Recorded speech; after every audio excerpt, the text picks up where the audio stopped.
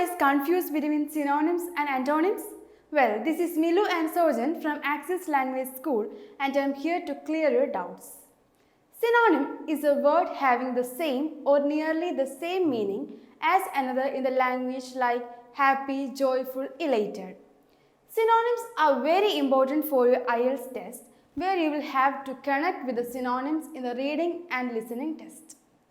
And it's very important for you to know the synonyms and their meanings and also in which context they are used.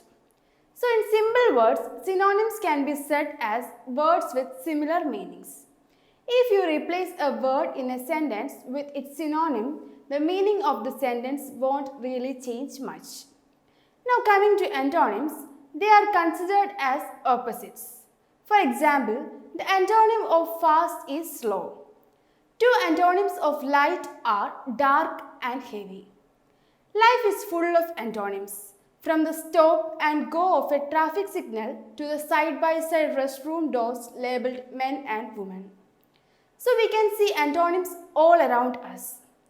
So I hope you are clear with the confusions regarding synonyms and antonyms. Thank you so much for watching this video.